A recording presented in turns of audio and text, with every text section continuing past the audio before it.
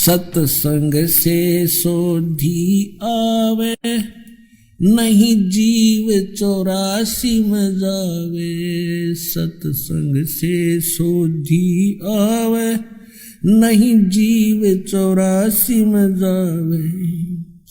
अब मेटो द्वेष और राग, हो राग या उम्र बतेरी जाली। अब मेटो द्वेष और राग, हो राग या उम्र बतेरी जाली।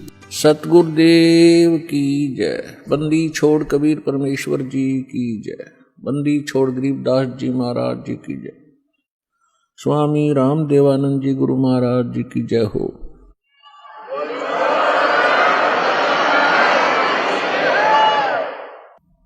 परम पिता परमात्मा पूर्ण ब्रह्म सर्व सृष्टि रचनहार कुल के मालिक परमेश्वर कबीर देव जी की असीम रजा से आप सभी पुण्यात्माएं सत्संग सुनने के लिए उपस्थित हुए।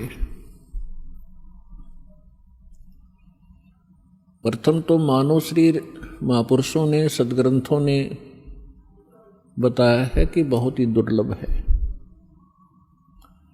और मनुष्य जीवन प्राप्त करके सत्संग मिलना उससे भी दुर्लभ है। और सत्संग सतगुरु ही किया करते हैं, सतगुरु के बिना सत्संग नहीं होता। सतगुरु का अर्थ है सच्चा गुरु,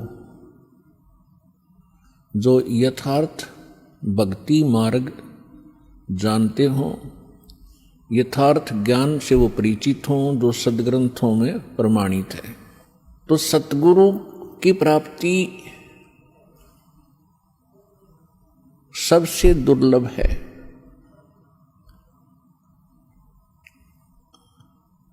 पुण्यात्माओं, सतगुरु कौन होता है? या तो स्वयं परमेश्वर हो सकता है जो सच्चा ज्ञान रखता हो, या फिर परमात्मा का कृपा पात्र उसका दास हो सकता है जो केवल उसी के ही ज्ञान से सत्संग करता है।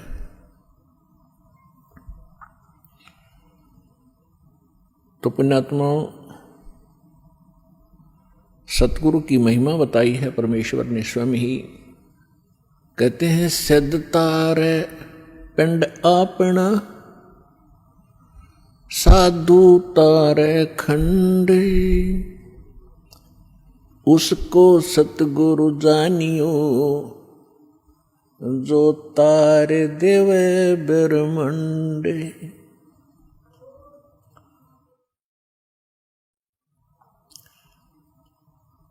के सिद्ध साधक अपना ही कल्याण कर सकता है। परमात्मा से परिचित जो संत हुए हैं वो कुछ एक डिवीजन को, खंड को, जैसे एक ब्लॉक होता है उसको ही लाभ दे सकते हैं, और सतगुरु उसको जानना जो तार देव ब्रह्मांड पूरे विश्व का कल्याण करते। सभी सदग्रंथ प्रमाणित करते हैं।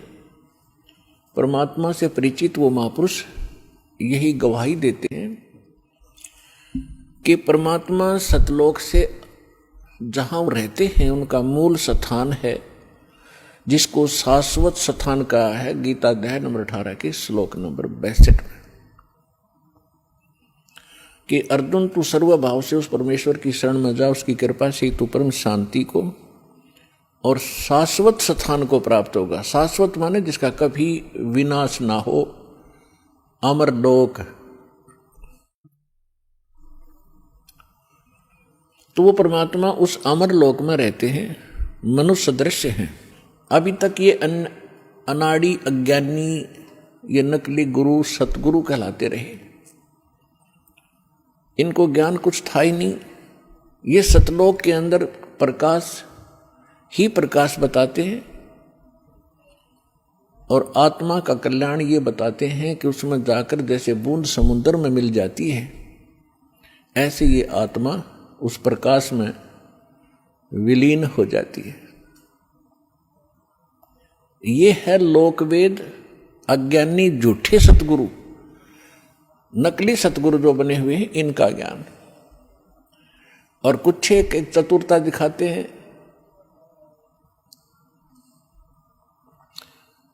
जिसको कहते हैं little knowledge is the dangerous thing, नीम हकीम खतराए जान।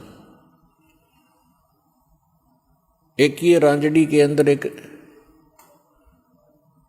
जम्मू के अंदर है, मधु परमहंस कहलाता है, कक्का पता नहीं, कबीर साहब की वाणी को पढ़कर सुनाता, सारे उल्टे अर्थ लगाता है।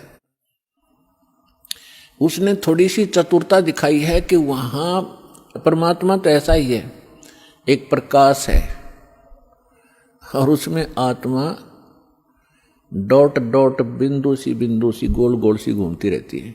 कोई बात हुई है? तो ये सतगुरु नहीं है, ये नकली है सारे, जो भगवान से परिचित नहीं, जो सदग्रंथों को भी ठीक से नहीं समझ सके। हमारे जो धर्मगुरु हिंदू धर्म के थे, आचार्य शंकराचार्य, मंडलेश्वर, संत, ये अपने ही सिलेबस से अपरिचित थे।